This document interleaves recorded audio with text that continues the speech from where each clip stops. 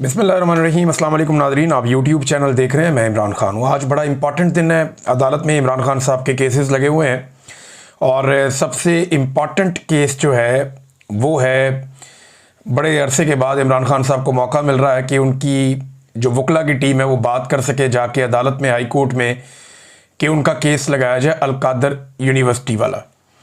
देखें, ये वो वाहिद केस है जिसमें इमरान खान साहब को इस वक्त सज़ा हुई है। इसी केस में इस वक्त वो जेल में बंद है। अगर ये वाले केस में उनकी बेल हो जाती है या सज़ा मुअत्तल हो जाती है तो इमरान खान साहब बाहर आ जाएंगे फौरी तौर पे। उनके वकला ये दावा करते हैं इमरान खान साहब के केस में कोई जान नहीं है, हमें मौका मिलेगा अदालत में, हम केस उड़ा के रख देंगे। अब हुआ ये है कि 26 जून के बाद से लेकर अब तक इसके बाद समाअत ही नहीं हुई। पाकिस्तान तहरीक इंसाफ ने ये जल्द समाअत के लिए ये केस मुकर्रर किया जाए, एक मुतफर्रिक दरख्वास्त दायर की हुई थी अदालत में। यानी केस अभी नहीं चलना, अभी ये बात चलनी है कि क्या ये केस जल्दी सुना जाए या ना सुना जाए। अब इमरान खान साहब की पार्टी ने या उनके वकला ने ये दरख्वास्त दी हुई है। अब 3 महीने के बाद ये दरख्वास्त सुनी जा रही है कि ये केस जल्दी सुनना या नहीं सुनना। इस मामले के ऊपर आज अदालत फैसला करेगी या समाअत करेगी इस मामले के ऊपर कि जल्दी समाअत करनी है या नहीं करनी।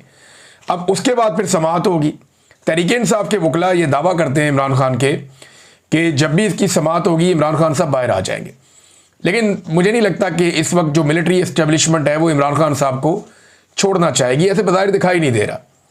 उसका जो बड़ा रीज़न है वो ये है कि आर्मी चीफ की एक्सटेंशन का मामला है नवंबर में, वो नहीं कोई रिस्क लेना चाहेगी। इमरान खान जैसा लीडर बाहर आ जाए जिसकी अवाम में इतनी मकबूलियत और इतनी ताकत है कि वो जिस तरफ चलाएगा अवाम उस तरफ चल पड़ेगी।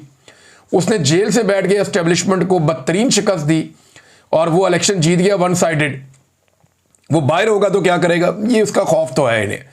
तो अब वो कोशिश करेंगे कि इमरान खान को पहले तोशाखाना 2 में सजा दिलवाएं, फिर बाद में ये वाला केस जो है वो वहां पे चले और लगे इस्लामाबाद हाई कोर्ट में। बहरहाल पाकिस्तान तहरीक इंसाफ ने कहा है कि तमाम लोग जो हैं पाकिस्तान तहरीक इंसाफ के वो पहुंचे अदालत में, इमरान खान साहब का केस लगा हुआ है और आकर इसके अंदर शिरकत करें। तो इमरान खान साहब ने जो स्टेटमेंट दिया अपनी बहन के जरिए से, अलीमा खानम के जरिए से, जब अदालत में केस चल रहा था, तो वहां इमरान खान साहब ने कहा कि 1971 में जब सकूत ढाका का अफसोसनाक सानिया पेश आया तब भी एक डिक्टेटर याया खान मुल्क पर मार्शल लॉ लगा के करता धरता बना हुआ था।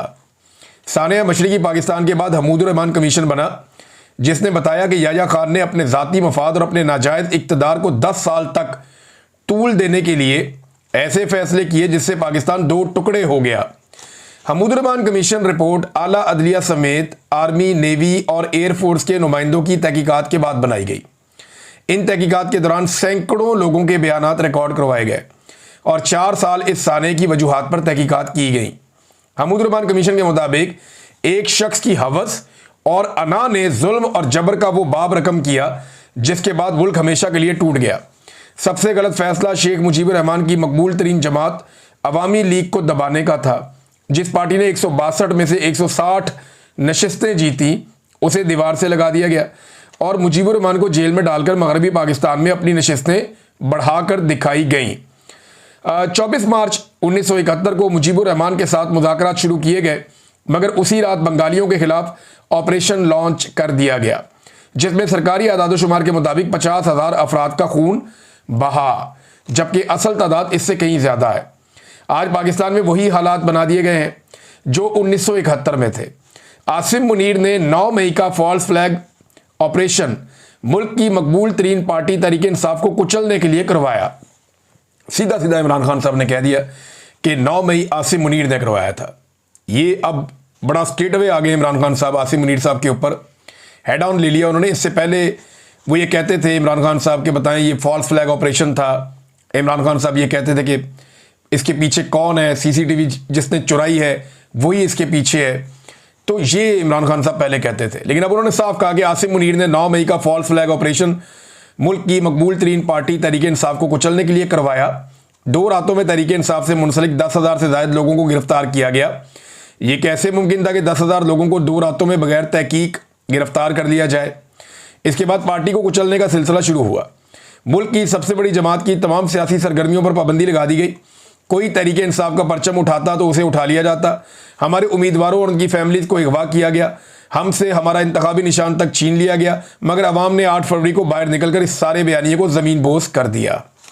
8 फरवरी इनकलाब का दिन था, जब लोगों ने जुल्म के निज़ाम के खिलाफ वोट दिए और तहरीक इंसाफ को 2/3 अक्सरियत दिलवाई।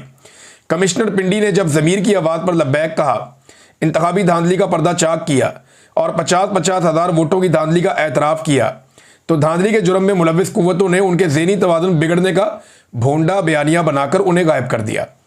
इनका आज तक किसी को मालूम नहीं, लेकिन हम उन्हें भूलने नहीं देंगे। 9 मई के असल मुजरिम वही हैं जिन्होंने CCTV फुटेज चुराई है। अब इसी 9 मई को बहाना बनाकर जो नशिस्तें हमारे पास बची हुई थी, वो नाजायज़ 10-10 साल की सज़ाएं देकर हमसे छीनी जा रही हैं। बेशर्मी की इंतहा यह है कि एजाज चौधरी की सीट छीन कर इलेक्शन हारने वाले राणा सनाउल्लाह को दे दी गई। ये सब सज़ाएं बिल्कुल नाजायज़ हैं।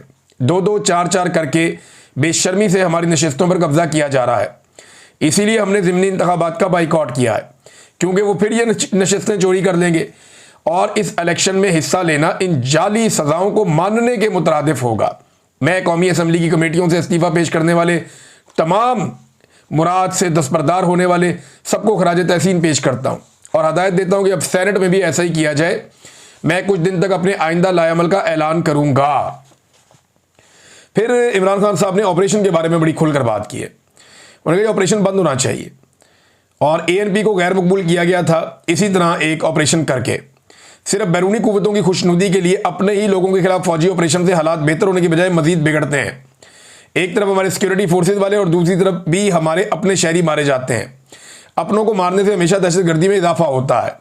हमारी जानिब से अफगानिस्तान और पाकिस्तान में जारी ड्रोन हमले फौरी बंद होने चाहिए।